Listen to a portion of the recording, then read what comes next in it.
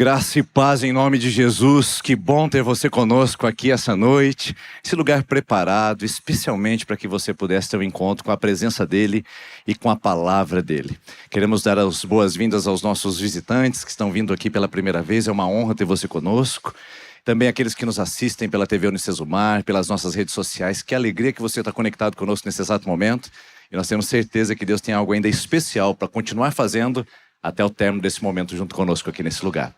Nós vamos falar durante o mês de janeiro sobre esse tema bússola. Na verdade, ele foi um tema escolhido para que pudesse ser o tema do nosso desafio 12 por 12. Aliás, quantos aqui participaram do nosso desafio pelo menos uma vez? Levante a mão só para que eu possa conhecê-los. Muito bom, que bom que você esteve conosco. Se você não teve oportunidade, a próxima edição agora é só em 2027, onde nós consagramos os nossos 12 meses em 12 dias de celebrações aqui na nossa comunidade. Foi um tempo especial de consagração, de entrega. E o tema foi bastante oportuno porque nós queremos direção, orientação, destino e propósito para o ano de 2026. E nada melhor do que isso do que uma bússola, uma orientação clara e precisa dos caminhos que precisamos tomar e os passos que precisamos assumir em nossa vida. Mas esta mensagem, essa temática vai perdurar nos domingos para que a gente possa continuar pisando firme e ainda elaborar alguns ensinamentos que a palavra de Deus nos traz para que a gente possa colocar a bússola em operação. Aliás, eu quero começar fazendo uma pergunta. E se a bússola que você adotou na sua vida como propósito, como orientação para suas decisões, escolhas e caminhada estiver descalibrada? E se ela estiver desconfigurada? Pense sobre isso. Em 1846, um autor francês chamado Júlio Verne escreveu um clássico que até hoje é sugerido nos professores de literatura do ensino médio, que chama Viagem ao Centro da Terra. Lá, neste enredo fictício, um professor chamado Lindenbrock resolve fazer uma expedição ao centro da Terra para encontrar biomas, animais e coisas desconhecidas. Fazia muito bem da época de Darwin, inclusive, esse espírito aventureiro e explorador nos idos de 1800. Ele então junta com o seu sobrinho, Axel, e escolhe um guia da Islândia, chamado Hans, que será o fiel escudeiro deles, e entram por um vulcão nesse país gélido. E lá estão eles agora penetrando pelas camadas inferiores da Terra e encontram de fato animais exóticos, biomas desconhecidos e encontram o oceano subterrâneo. Fazem uma jangada e começam então a navegar por esse oceano abaixo da superfície da Terra. Quando de repente vem uma grande tempestade de eletricidade e magnética. Eles tentam ali lidar com isso e acabam escapando ilesos e sobrevivem.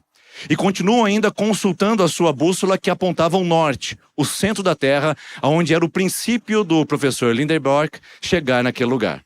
Quando eles começam a transitar por um determinado período, eles começam a perceber que o ambiente começa a se tornar familiar. Parece que eles já haviam passado por ali. Mas o professor estava aficionado pela proposta de descoberta e confiava seguramente no instrumento que ele carregava em suas mãos, sua bússola, a sua orientadora. Porém, depois de uma grande caminhada, de uma grande jornada naquele oceano, eles voltaram ao lugar onde haviam partido, na margem. Porque não se deram conta que durante a tempestade magnética, a bússola descalibrou e desconfigurou. O que era norte, na verdade, se tornou sul. Então eles voltaram para o lugar onde haviam partido. Que frustração! Depois de uma grande jornada, descobrir que a bússola estava apontando para o lugar errado. Nós também passamos por isso. Por isso eu pergunto, e se a sua bússola estiver desconfigurada? E se de alguma forma ela também foi, por algum movimento da sua vida, descalibrada? Porque nós, à semelhança do professor, deste ato ficcional, também enfrentamos nossas tempestades.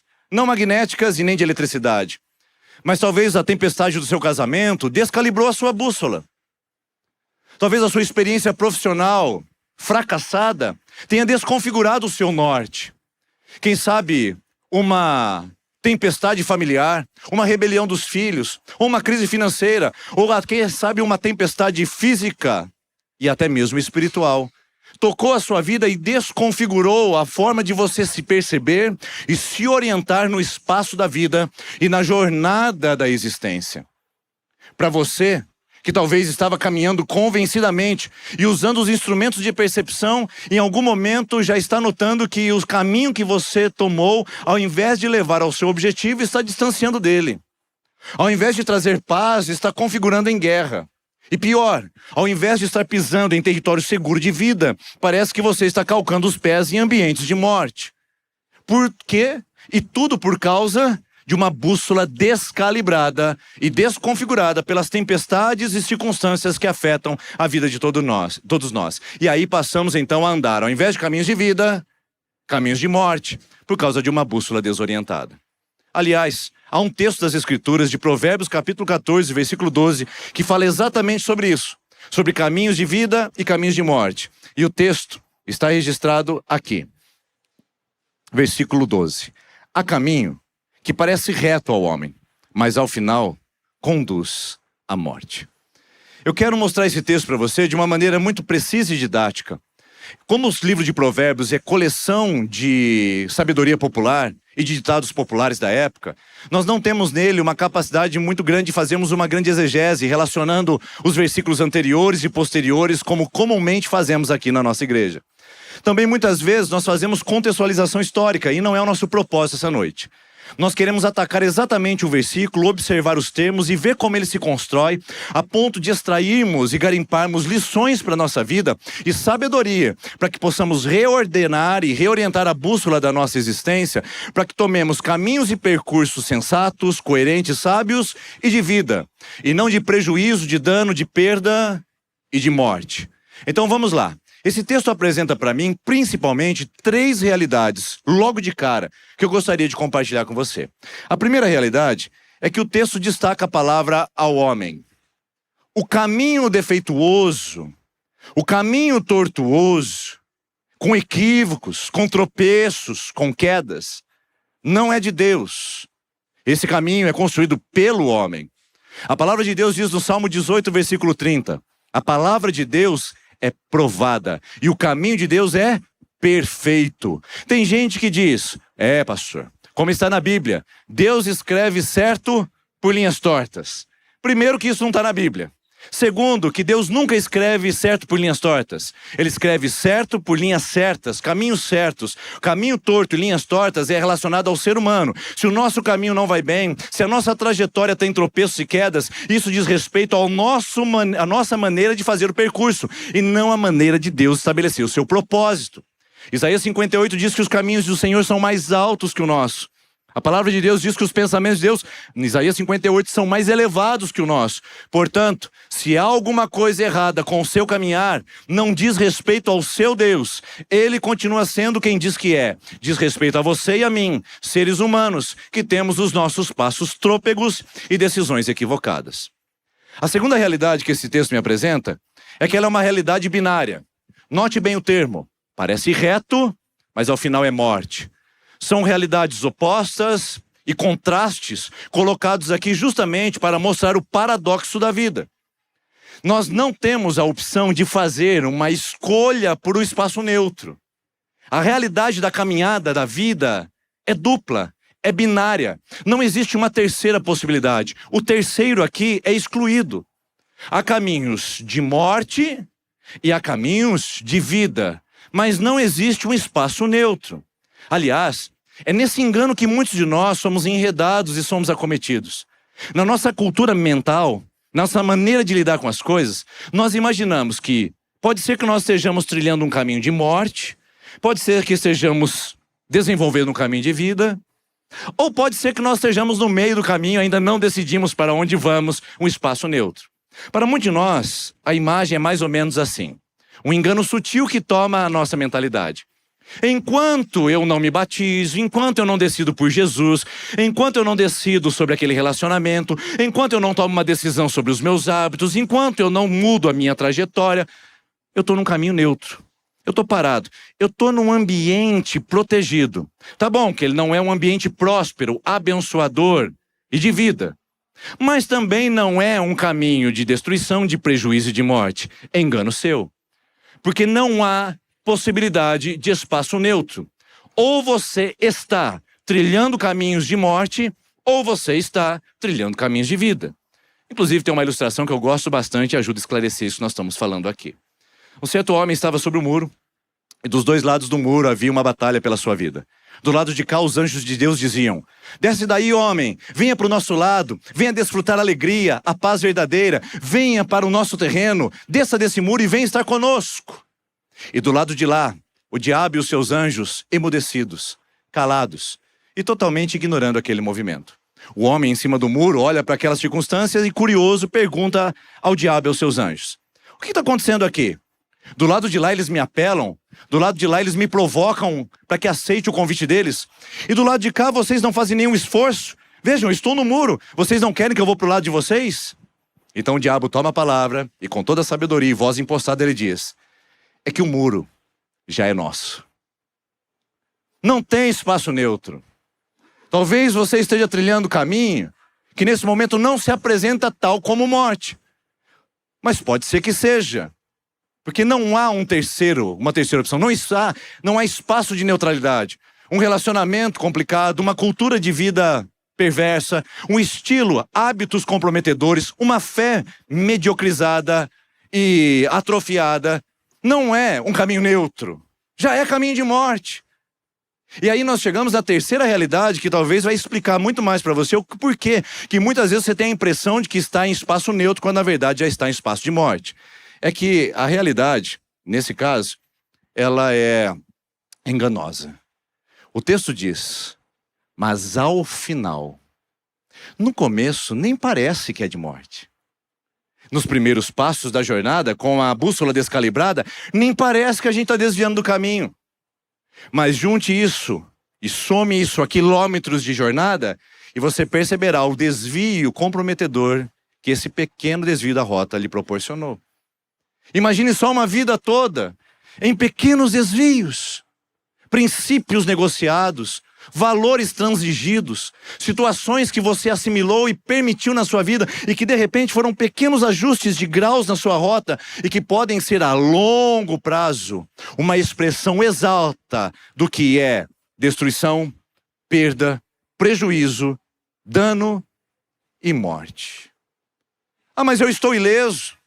Estou tirando vantagem agora da minha empresa disso. Estou tendo a oportunidade que eu nunca tive antes. Agora sim estou sendo reconhecido. Cheguei ao lugar da minha realização. Consegui conquistar o que eu mais queria. Mas eu não sinto os efeitos e as consequências. Parece que está tudo bem. Há caminho que ao homem parece direito. Mas com o decorrer do tempo, a longo prazo, é um caminho que leva à ruína, à destruição e à morte. Então uma advertência para o nosso coração é que a realidade da nossa jornada é que muitas vezes nós não estamos intencionalmente apercebidos do que está acontecendo nas nossas decisões, nas nossas escolhas. O nosso sistema de percepção está comprometido. Porque a realidade é enganosa. Porque somos humanos e seres que sofrem com a queda.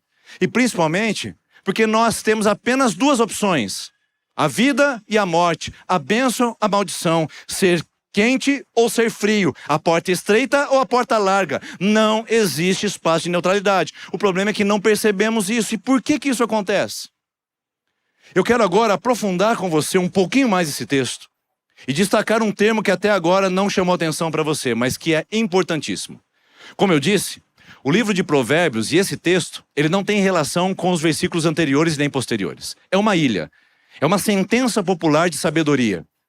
Mas ele tem uma relação interna entre os termos. Os termos são construídos para apontar para um centro. E sabe qual é o centro desse texto? Parece. O termo hebraico ha'ah é o termo utilizado para falar sobre percepção, interpretação da realidade. Então vamos traduzir: há caminho que na percepção do homem, que na sua interpretação parece reto, mas ao final conduz à morte. Olha só, agora eu faço mais uma vez a pergunta para você. E se a sua bússola decisória estiver descalibrada e desconfigurada? Nós vamos melhorar um pouquinho mais? E se o seu sistema de percepção, de interpretação da realidade, de julgamento, a sua bússola interna, estiver comprometida? Porque o texto apresenta esse sentimento de que o homem não consegue se dar conta e investigar ao profundo o seu caminho, por isso que ele vai pelas suas percepções, e as suas percepções podem lhe trair. E eu quero trazer para você aqui 3 elementos que comprometem as nossas percepções, que contaminam o nosso sistema decisório e podem estar afetando você exatamente agora para tomar um caminho de morte, ao invés de optar pelo caminho de vida. O primeiro elemento que compromete o nosso processo de decisão e que nos faz inclinar naturalmente ao engano é a nossa sociedade. Sociologicamente falando, nós somos um mundo que é configurado para parecer. A aparência é o que importa. Se isso já era difícil no Antigo Testamento, imagine para a nossa sociedade. Foi Guy Debord que escreveu em 1967 um livro chamado A Sociedade do Espetáculo. Ainda não havia internet nem rede social, mas ele já antecipava uma cultura de consumo do ser humano que colocou a vida humana como objeto de prazer, como imagem a ser consumida. Você é o que você aparenta ser. Você não é o que é. Você é o que você projeta ser. O ser humano se tornou uma representação e a sua imagem precisava ser comercializada. O ser humano passou a ser um produto na prateleira. Então nós deixamos de consumir apenas produtos e serviços na sociedade de consumo e passamos a consumir também seres humanos. Ou melhor, a imagem, a aparência, a performance, o desempenho, a representação do que esse ser humano é. Por isso que nós somos tão inclinados ao parecer. Se parece, para nós já é suficiente. Se tem alguma intencionalidade para nós que pode trazer benefício, já é o suficiente. Não questionamos, não investigamos, não fazemos curadoria. Nós simplesmente absorvemos e vivemos o slogan nefasto do deixa a vida me levar, a vida leva eu, que é a cultura da nossa sociedade. Agora em 2010, um filósofo sul-coreano chamado Byung-Chul Han, ele disse sobre a sociedade do cansaço. Não é mais sociedade do espetáculo. É a sociedade do cansaço extenua o ser humano com excesso de desempenho, de performance, aonde nós precisamos o tempo todo parecer felizes, precisamos parecer produtivos, saudáveis e realizados. E nós compramos e vestimos essa túnica e nos apresentamos ao mundo ao invés do ser com o parecer. E isso para nós basta. Por isso que muitos de nós estamos associando um caminho de morte, porque para nós só o parecer é suficiente, não se questiona mais. Ora, isso é muito bem percebido no nosso mundo, onde nós deixamos com que as nossas aparências falem mais do que as nossas essências. Um exemplo, rede social. A família está em frangalhos, o casamento destruído, dormindo em quartos separados. Os filhos rebeldes e um deles já está depressivo, já com automutilação. Mas a foto de férias da família no final do ano de 2025 é uau! Paradisíaca, feliz, bem-sucedida, mas nos bastidores, caminho de morte. Por isso que nós consumimos aparência. Por isso que nós já não questionamos as imagens, não questionamos o que está por trás do que é vendido a nós, não questionamos mais as representações, nós assimilamos, nós consumimos, nós compramos e nos tornamos vítimas fáceis de uma sociedade que te chama, que te convoca, aliás, para parecer. Ser é coisa de somenos, é coisa de gente que não tem o que fazer. Pareça, que é mais fundamental. E nisso, a imagem e a performance sobe a níveis elevados. E em nome disso, o que a gente faz? A gente orienta a nossa bússola para atender essa demanda. Segundo elemento que distorce a minha percepção da realidade, que me faz assumir ilusões na vida, é o elemento psicológico. Psicologicamente, nós temos uma construção mental que poupa a nossa energia. Não sei se você sabe, mas o nosso cérebro é preguiçoso. Por isso que ele cria hábitos, para ele não precisar decidir o tempo todo, e você faz por hábito. O nosso cérebro quer poupar energia de pensar, de raciocinar, de questionar, porque os nossos envolvimentos neurais para isso demandam muito gasto energético. Por isso, cuidado com o uso da inteligência artificial. Porque é a primeira vez da história humana que o cérebro nosso saiu da cabeça e foi para o externo de nós. Por isso que a gente está com preguiça de pensar, a gente consulta a IA. Por quê? Porque o seu cérebro é preguiçoso e ele sempre vai dizer para você, poupe energia. E isso a longo prazo pode trazer para nós uma debilidade e uma complicação no nosso sistema de capacidade de raciocinar, investigar, pensar e questionar as coisas, se é que já não está acontecendo. Psicologicamente falando, nós criamos caminhos e atalhos mentais para decidir rapidamente, sem precisar ficar fazendo um processo investigatório, para que nos poupe energia. E isso os psicólogos comportamentais chamam de vieses. Vieses são estruturas e sistemas que nos induzem ao erro, porque são baseados em predições, em palpites, e não em questionamentos, e não numa racionalização sensata, prudente e coerente. Os vieses antecipam as nossas escolhas e nos fazem parecer que estamos convictos daquilo, quando na verdade somos reféns de sistemas que estão no obscuro trabalhando contra nós. Algumas dezenas de viés já foram catalogados pelos cientistas, mas eu quero falar apenas alguns aqui de cabeça para te ajudar a entender com exemplos práticos. Um deles é chamado de viés confirmatório. O viés confirmatório é aquele que nós sustentamos a partir da nossa escolha. Ou seja, você já decidiu alguma coisa. Aquilo faz parte da sua preferência, está relacionado às suas crenças, faz parte do seu gosto, faz parte dos seus interesses. Você já decidiu. Só que como você precisa de sustentação para a sua decisão, você vai procurar confirmações para isso. Vamos aos exemplos.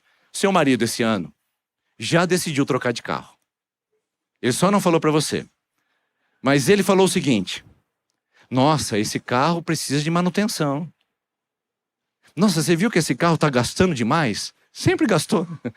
Nossa, parece que o consumo de combustível dele está muito. Nossa, você viu o valor do IPVA dele? Eu acho que carro novo não tem esse valor, não. O marido já decidiu. O que ele vai fazer? Ele vai procurar confirmações para sustentar a sua decisão. Ele já decidiu, inclusive, o modelo. É um HB20. Então, o que ele faz quando ele para no semáforo? Ele fala para você: olha, você viu aquele carro que interessante? O HB20? Olha, eu nunca tinha percebido. Nossa, tem tanto HB20 de Maringá. Você já tinha percebido? Parece que o carro é bom, é popular, é um carro, né, bom para se comprar, de negócio. E aí ele fez uma bobagem. Ele consultou na internet um HB20 2023 para comprar. Agora, toda vez que ele abre o celular, o algoritmo devolve para ele só HB20. E agora ele está diante da esposa falando: o senhor tem mandado uns sinais para mim, querido. Olha só, toda vez que eu abro o celular, aparece para mim o HB20. Tem muita gente atribuindo sinais de Deus aos seus algoritmos. Eu quero dizer para você, seus algoritmos não são sinais de Deus, é o Big Data, é um instrumento tecnológico trabalhando a favor do consumo para te explorar. Então não use o algoritmo para dizer que Deus está enviando sinais a você. Então o viés confirmatório faz com que eu olhe para aquilo que eu já escolhi e justifique procurando confirmações para isso. Uma certa vez uma moça, há muito tempo atrás, veio me procurar para aconselhar o início do seu namoro. E então eu comecei a fazer algumas perguntas, porque o rapaz era novo na igreja, um desconhecido, já tinha vindo de fora da cidade, e eu comecei a fazer algumas perguntas para ela, e ela justificou para mim que ela estava segura. E eu perguntei por quê, e ela disse: porque Deus me deu sinais claros de que eu deveria namorar esse rapaz, e que ele é o meu marido. Falei: uau, se Deus falou para você, quem sou eu para questionar, não é verdade? Fiz mais algumas perguntas, e ela saiu daquele gabinete decidida a iniciar o namoro. E de fato iniciou. Alguns meses depois ela retorna. E agora buscando aconselhamento para como terminar o namoro. Aí eu olho para ela e falo: mas Deus não tinha confirmado para você que ele seria seu marido? Ela disse: mas eu pedi mais sinais de Deus. Deus confirmou para mim que eu preciso terminar o namoro. Eu falei: mas que Deus que é esse que muda de opinião desse jeito, né? Imagina só. E aí eu perguntei para ela: quais são os sinais que ele te mandou? E então ela falou: olha, aconteceu isso, aconteceu aquilo. Eu falei para ela: tudo isso já estava presente antes de você começar a namorar. Você só não enxergou, porque estava operando no viés confirmatório. Cuidado, porque quando você quer uma coisa, seu coração, sua mente, vai fazer com que você acredite que há uma confirmação para você buscar aquilo e decidir por aquilo. Um outro viés interessante é o viés da falácia narrativa. Falácia significa engano. O engano de historinhas que a gente conta. O ser humano é um ser humano formatado por histórias. As pessoas estão descobrindo hoje em dia o poder do storytelling. E tem se falado muito sobre isso. Por que nós somos tão aficionados por histórias? Por que quando eu conto uma história, seus olhos brilham? E por que faz tanto sentido para nós? Primeiro, porque nós contamos histórias para nós desde pequenos. Quando uma criança está brincando, ela já começa a contar historinhas ali, falando com ela.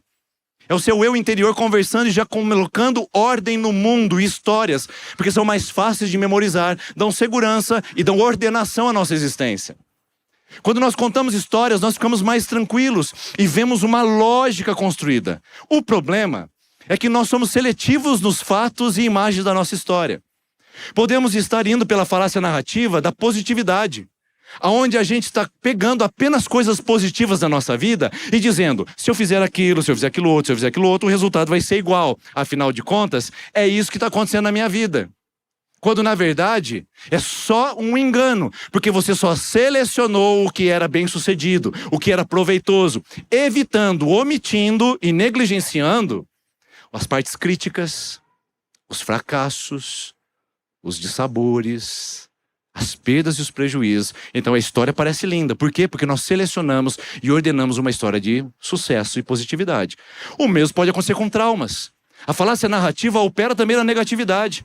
Nós olhamos para o nosso passado e começamos a construir uma história de que a nossa vida é assim por causa dos dramas, dos traumas, e nós selecionamos a partir da dor apenas aquilo. E no final a história que somos hoje é justificada pela falácia narrativa. E as nossas escolhas, nossos caminhos têm sempre um sujeito. A nossa própria história. Por isso que muitos de nós estamos reféns disso e tomamos as nossas decisões sem questionar a nossa infância, a nossa juventude, a nossa história de casamento, sem questionar a nossa história social, sem questionar o modelo que vivemos de igreja. Tem gente que conta uma história sobre a sua experiência de igreja e atribui isso a todas as igrejas que frequenta. É falácia narrativa. Não sou eu que estou falando isso. O primeiro modelo que eu disse para você, o viés confirmatório, está naquele livro Rápido e Devagar, do Prêmio Nobel de Economia, Daniel Kahneman.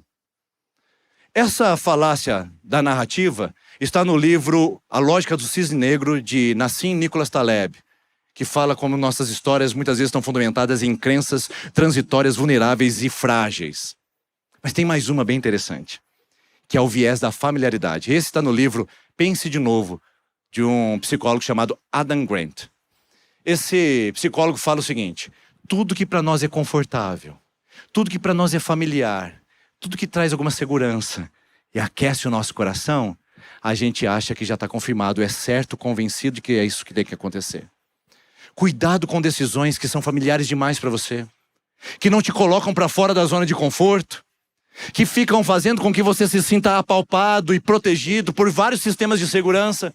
Porque pode ser que você esteja decidindo por um viés familiar. Aquilo que traz para você paz no coração. A gente espiritualiza o viés familiar. Nós damos nome a isso de paz no coração. Pastor, Deus me deu paz no coração. Na verdade, você está familiarizado, confortável e seguro do que está acontecendo. E talvez não seja a paz que venha do Espírito Santo. Seja apenas o seu viés te provocando a uma decisão sem pensar e sem apresentar isso em oração a Deus. Por isso, cuidado. Eu fui vítima disso, do viés familiar, quando nós tivemos que mudar para Maringá. Não sei se você sabe, mas nós tínhamos um convite para irmos para o Mato Grosso do Sul, numa igreja que nós já havíamos pastoreado por 7 anos. Aquele ambiente para nós era familiar, amoroso, acolhedor, seguro. Sabíamos exatamente onde estaríamos indo, o que estaríamos fazendo e o terreno que estávamos pisando. Ao mesmo tempo, e no mesmo momento, recebemos um convite para virmos para a 2ª IPI de Maringá assumir o pastoreio dessa comunidade. Viemos conhecer a igreja, território inseguro, desconhecido, misterioso, nada familiar para nós. Então, quando a gente volta para dentro do carro, após conhecer essa igreja, eu e minha esposa olhamos um para o outro e dizemos: é Dourados. Temos paz no coração. Algumas semanas depois, apresentando isso em oração, levando isso em Deus, nós estamos aqui hoje em Maringá. Porque o viés familiar foi destruído por uma convicção do Espírito Santo e não por aquilo que a gente achava confortável naquele momento. Você entende como isso pode ser perigoso? Como você pode estar nisso exatamente agora? E para não gastar muito tempo, teria muitos outros viés, eu quero falar só de mais um. Esse não tem nenhum livro que fale sobre, mas eu tenho olhado com muito cuidado para esse movimento acontecendo nos nossos dias, que eu chamo de looping do eu. O viés do looping do eu, na verdade, é quando você é escravo do seu próprio arbítrio. Ou seja, você tem suas preferências, você tem os seus gostos, você tem aquilo que você dá like. Quando você vai para a rede social, quando você vai para a tecnologia, A tecnologia entende as suas preferências e seus gostos. E o que ela faz? Ela não te contraria. Ela devolve para você. Então você dá like a alguma coisa que você gosta, o algoritmo devolve para você o que você gosta, sugere para você o que gosta. Por isso que quando você abre o Netflix, tem lá, sugerido para você. Porque você já deu like nos filmes e já disse o que você gosta. Ou seja, nós somos escravos do looping do eu. Eu curto, o algoritmo devolve. Eu curto, ele devolve. E eu fico escravo apenas às minhas preferências. Eu não dou espaço ao contraditório. Eu não dou espaço ao divergente. Eu não consigo tolerar o diferente. Por isso que o mundo é tão polarizado. Quem é de esquerda, lê sobre esquerda. Curte o que é de esquerda. Assiste o que é de esquerda. Compartilha o que é de esquerda. Não conhece a direita. Por isso polariza. Quem é de direita, escuta o que é de direita. Lê o que é de direita. Compartilha o que é de direita. E não consegue tolerar o diferente, o divergente. Porém, este é um problema do looping do eu. Você está escravo e enraizado do seu próprio arbítrio. Não há uma voz dissonante, não há uma voz discordante. É você dizendo para você mesmo.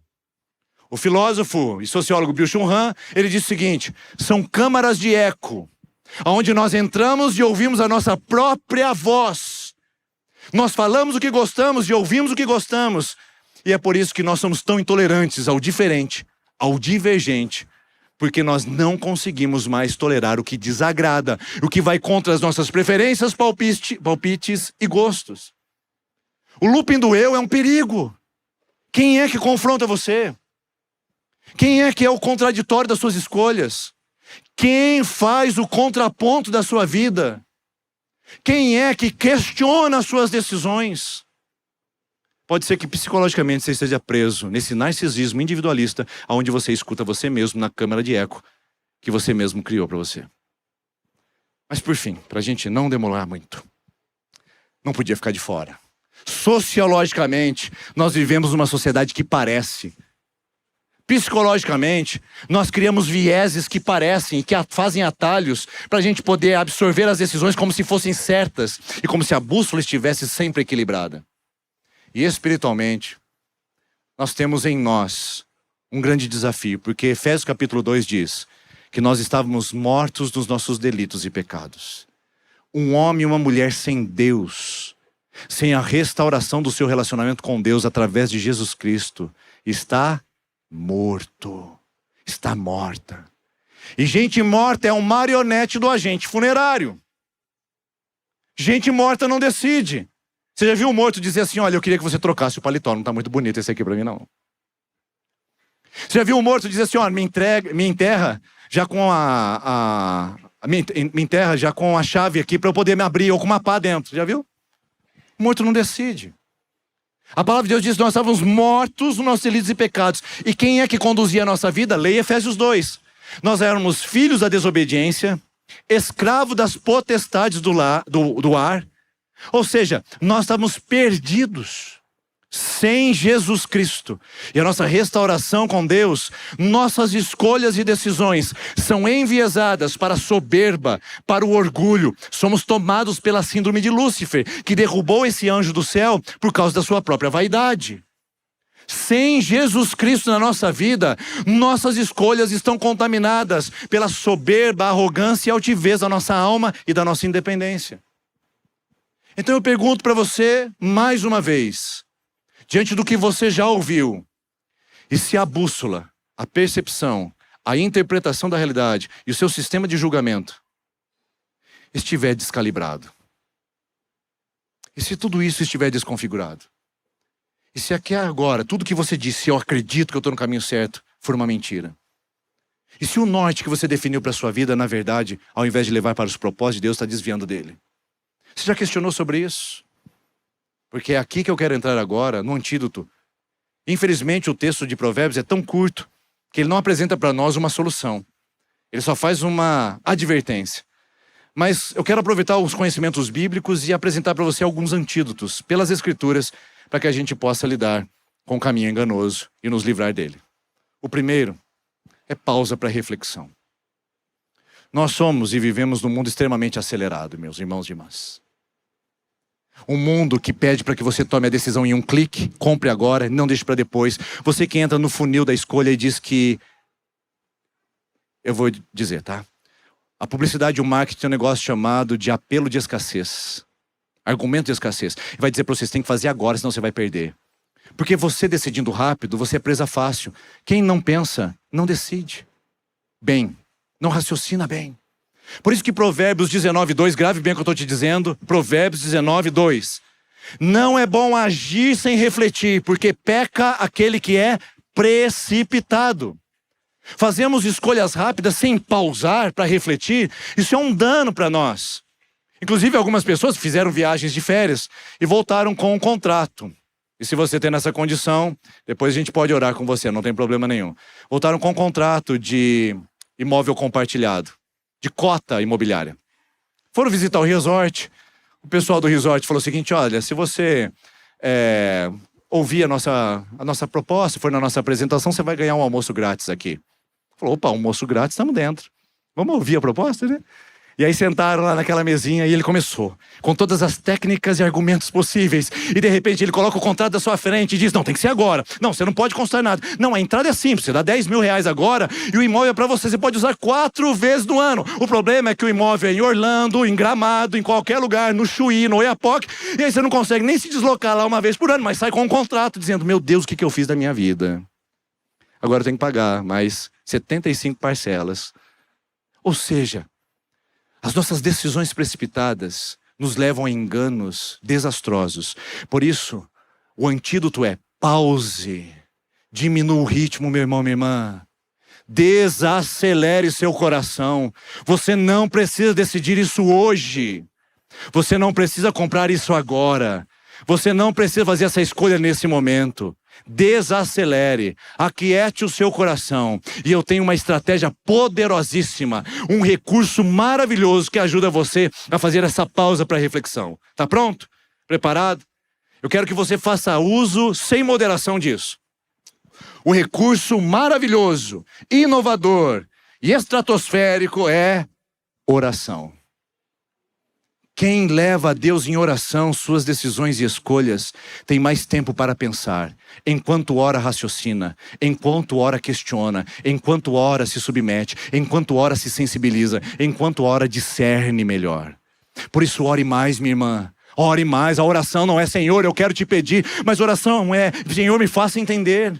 Sonda-me, ó Deus, diz o Salmo 139, e conhece o meu coração. Sonda-me os pensamentos, prova os meus caminhos. Ou seja, sonda o meu coração e prova o pensamento, porque coração e pensamento são perigosos sem Deus. Jeremias 17:9 diz, enganoso é o coração e extremamente perigoso. Quem o conhecerá? Cuidado com o seu coração.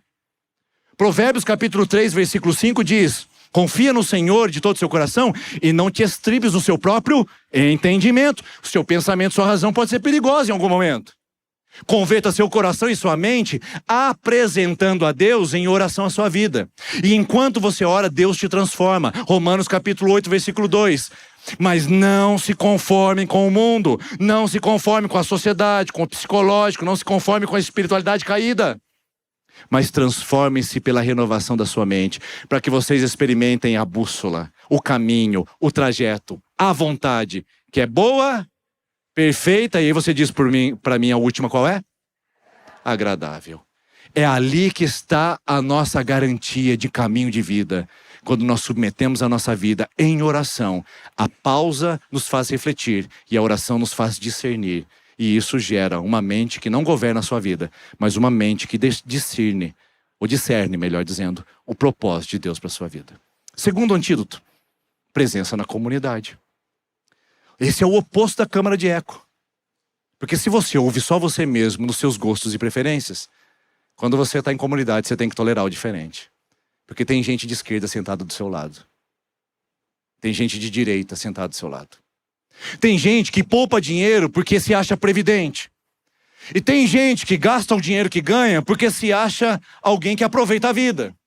E o previdente olha para o outro e diz, você é irracional. E o que curte a vida olha para o previdente e diz, você é burro. Porque não aprende a tolerar o diferente. Existe outro jeito de administrar dinheiro. Existe outro jeito de fazer política. Existe um outro jeito de ser uma pessoa dentro do ambiente de trabalho. Existe uma outra maneira de educar filhos. Existe uma outra maneira de você cuidar da sua esposa, do marido. Existe uma outra forma de ser igreja. Você não precisa ficar preso ao seu individualismo narcisista dentro da sua câmara de eco. Existe uma nova forma de você interpretar. Para isso, a comunidade é o espaço do diferente. Um pequeno grupo é quando o diferente fala com você. É quando você vê novas maneiras de ver a vida, de interpretar relações, de conhecer o mundo. Por isso que nós queremos nos isolar cada vez mais, porque estamos presos aos nossos gostos e preferências, mas a comunidade é um lugar que isso se destrói. Por isso que a palavra de Deus diz em Provérbios capítulo 15, versículo 22, que aquele que anda sozinho, um plano sem conselheiros, fracassa, mas aquele que busca conselhos prosperará. Na multidão de conselhos tem sabedoria. Por isso, quem é a voz que te confronta? Quem é a voz que te aconselha? Quem é o outro que te constrange? Qual é a voz dissonante que você precisa ouvir? Qual é o contraditório que você precisa se expor para você construir uma nova maneira de pensar? Porque na sua câmara de eco é isso mesmo. Olha para esse ambiente e fala, isso não é igreja. Mas é igreja. Os nossos adolescentes vão desfrutar dessa igreja. Outros olham para uma igreja ou num culto mais tradicional e dizem, isso não é igreja. Mas é igreja. Porque tem pessoas que se adaptam com o minimalismo e com a simplicidade. Por que essa briga? Por que essa polarização? É porque nós desaprendemos a viver em comunidade e a escutar as vozes dissonantes que nos fazem refletir e pensar mais sobre as nossas convicções. Terceiro, revelação na palavra.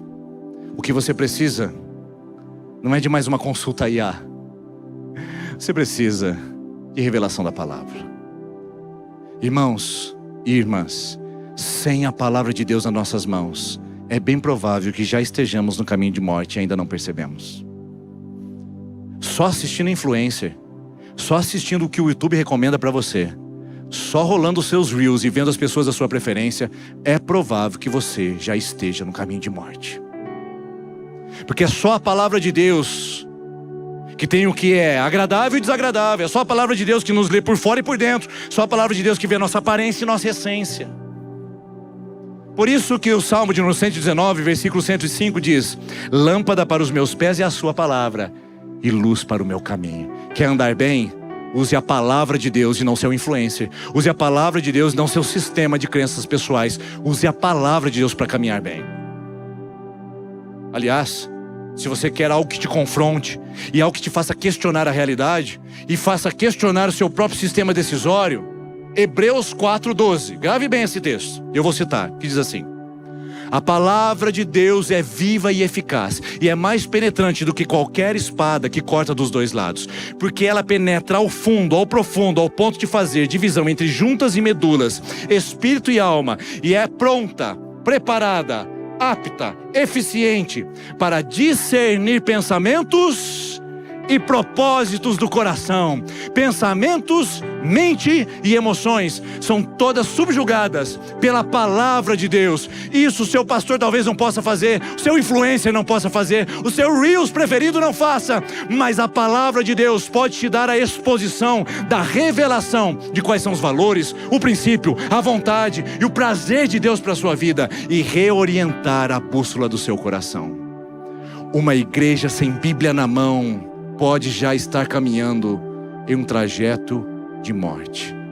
Por isso leia a palavra, ore, mas também leia, conviva em comunidade. Isso são disciplinas espirituais. Mas a última e a mais importante, que absorve e coroa todas essas, e que eu não queria que você fosse embora sem ela, por favor, meu irmão e minha irmã, tenha um relacionamento com Jesus. Porque não dá para ser comunidade, ter uma vida de oração e ter uma entrega na leitura da palavra, se a gente não decidir andar com Jesus. Não é andar com a sua religião, não é andar com a sua denominação, não é professar um espaço doutrinário, não é defender a sua própria doutrina, é andar com Jesus, estar com Ele, parecer com Ele e fazer como Ele. É assim que nós praticamos o caminho com Jesus. A caminhada com Cristo não é uma caminhada religiosa que acontece no domingo. Nós ficamos com Ele durante todos os dias da nossa história. Nós aprendemos a nos tornar mais parecidos com Ele, porque Ele disse que nos ensinaria, e nós aprenderíamos dele, que é manso e humilde de coração. E nós fazemos o que Ele faz. Quem está com Jesus, quem anda com Jesus, quem faz o que Ele faz, quero dizer uma coisa para você, não tem espaço para caminho de morte. Quem anda com Jesus e vive com Jesus, tem um relacionamento pessoal com Ele, seu vocabulário, seu hábito, suas preferências, seus valores, seus princípios, suas escolhas, suas decisões são totalmente transformadas e filtradas pelo discipulado com o próprio Cristo. O que eu quero que você entenda é que nessa igreja, você não precisa ser discipulado para ser presbiteriano. Você precisa de discipulado para ser como Jesus. E gente que parece mais com Jesus, anda mais com Ele, se torna filha e filho, herdeiro e co-herdeiro, e apresenta na sua vida o caminho, a verdade e a vida. Aliás, esse é o texto que Jesus diz. Dentre tantos caminhos, Ele diz, eu sou o artigo definido, que diz a singularidade e unicidade. É isso, Jesus é o caminho. E é o caminho que não é mentiroso, ele é o caminho verdadeiro. E é o caminho que não conduz à morte, é o caminho que leva à vida. Você consegue ver a cultura de oposição aqui exposta? Veja só o texto que nós lemos. Caminhos que parecem que são enganosos e morte. Jesus é o caminho verdadeiro que leva à vida. A pergunta que eu quero fazer a você para encerrar: qual caminho você quer seguir? Mais uma vez e pela última vez.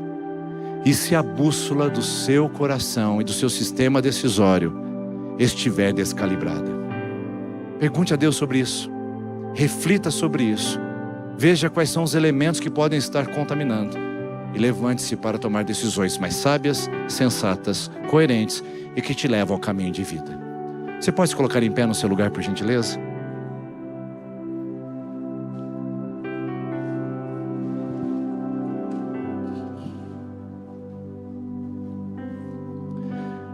Senhor Jesus, nós apresentamos a Ti a nossa vida, o nosso coração. Senhor Jesus, nós queremos aprender mais de Ti. Às vezes nós já tivemos a experiência de aprendermos a ser religiosos, mas ainda não aprendemos a ser discípulos. E queremos, com a presença do Senhor, que o Senhor nos encaminhe, nos direcione para um lugar cheio da Tua presença, da Tua paz, aonde nós possamos ser livres de qualquer interferência maldita que nos leva ao caminho de maldição e de morte. Mas queremos ser conduzidos pelo Teu Santo e Doce Espírito Santo, que seja a bússola que não se altera e não muda. Pedimos, Senhor, que o Senhor intervenha sobre a nossa vida, para que possamos, com uma experiência pessoal e profunda no nosso relacionamento diário com o Senhor, discernir mais. Senhor, nós estamos cansados de sermos os governadores da nossa vida, sermos governados pela nossa sociedade, pelas nossas crenças, sermos governados pela nossa espiritualidade caída e atrofiada. Nós queremos o governo do Senhor sobre nós. Queremos discernir entre o bem e o mal. Queremos escolher o bom caminho. Queremos perguntar pelo caminho do Senhor e nos colocar de volta às veredas antigas, aquelas que transformam, que curam, aquelas que nos guiam a lugares onde possamos experimentar bênção e alegria do Senhor. Senhor, fica com a Tua igreja, fica com o Teu povo, sustenta-nos em Ti, Senhor, porque o que nós precisamos hoje é conhecer mais Jesus e nos parecer mais com Ele, para que as nossas decisões driblem os caminhos enganosos e sigam os caminhos da eternidade. Em nome de Jesus. Amém. Vamos cantar.